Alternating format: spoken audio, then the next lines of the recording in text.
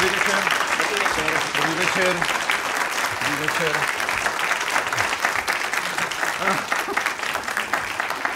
Jen tak na okraj, než začneme. Co teď řešíte za případ, pane majore? A nebo už podplukovník? Ne, žádné povyšování nebude.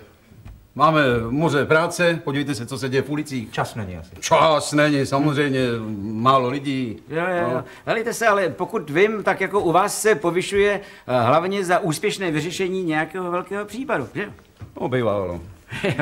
No tak to máme pro vás ale dobrou zprávu, víte, protože jeden takový případ my tady právě máme, proto jsme vás vlastně zavolali. A pokud, no jistě, a pokud při jeho řešení budete úspěšný, dostanete pecku. Ano, co běží, co to je za případ?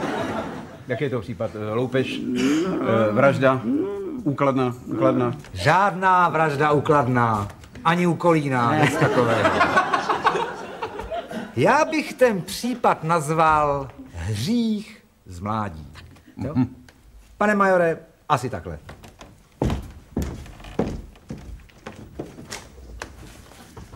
Jedenatřicátý případ majora Zemana začíná jako vždy běžnou kriminalistickou praxí. U pracovního stolu sedí dva hlavní aktéři případu. Vyšetřovatel a vyšetřovaný. No tak, občané, než se píšeme protokol, musím vás upozornit, že přiznání je polehčující okolnost. No to jsem rád, že to víte. Co to děláte? Vy neznáte nejběžnější kriminalistickou praxi? Lampou se do tváře svítí viníkovi. No právě. S tím se nedá hrát divadlo. Ale moment, my jsme sice řekli vyšetřovatel, vyšetřovaný, ale zatím jsme ještě neřekli, kdo je kdo. Já tomu nerozumím. Nerozumíte? Nebude pecka. Dobře, tak znova. Vy jste kdo? No, to je konečně správná otázka. Já jsem hudebník, jsem kytarista z rockové skupiny Mimikry. Mimikry.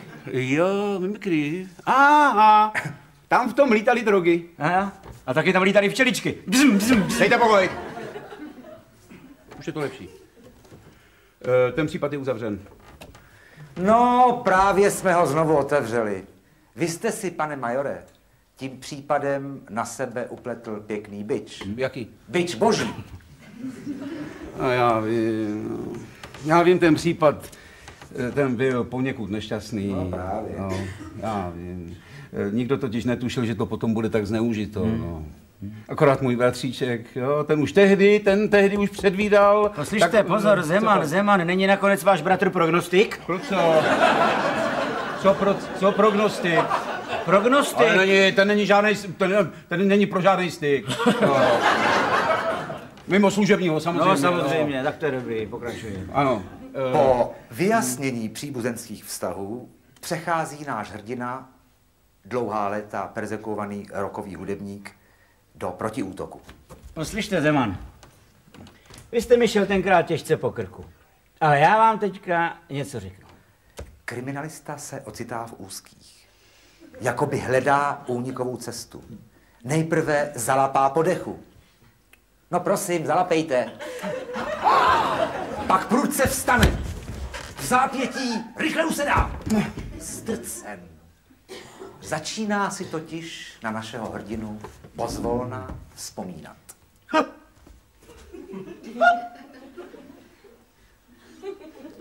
Co to dělá? Tak Zeman na mě vzpomíná, tak škytám, no. Netřeba takhle popisně ilustrovat. Já už vím, já si vzpomínám. Kamaráde, vy jste přece emigroval v tom uneseném letadle. To jsem já, Zeman. No to je ohromný. Tak vy jste se vrátil k nám domů. Jsem tady. To je báječný, no. Co budete dělat? Vy jste přece rockový muzikant. Tak rád bych to zkusil v parlamentu. No tak to není špatný flek. Poslyšte, já jsem vám vždycky fandil. Jděte. No jistě, fandil jsem vám vždycky rockový muzice. To víte, nesl jsem to říkat moc nahlas. Ale poslyšte, já ještě dneska si to pořád hraju doma. Mimikry, to pořád. To jsou fláky, co, Majore, co? To je Rolling Stones nejsou takový dobrý. Jo, no. Takže kamaráde. Co pak? Já vás srdečně vítám doma. 31. případ majora Zemana dospěl ke svému rozuzlení. A nikdo nepochybuje, že ho povýšení nemine. Jen počkej, Zemane. Scéna Dáňa. Dramaturgie Košnar. Kamera Prima. Režie Vomáčka. Vyrobila Československá televize ve spolupráci s Kriminalistickým ústavem v Praze. No, vida! Tak se vám to povedlo. Super. Děkuju. Myslím, že jste byl úspěšný. Dobrý to bylo. Jo, děkuju. Ano. To je běžná kriminalistická praxe. Ne, byl jste výborný. Ale díky. Cože, ještě jednou to... No, výborný. Já to rád poslouchám. Výborný. Ještě jednou nashledanou. Jo, moment. Chtěl bych se zeptat. Já jsem tady vlastně na záskok.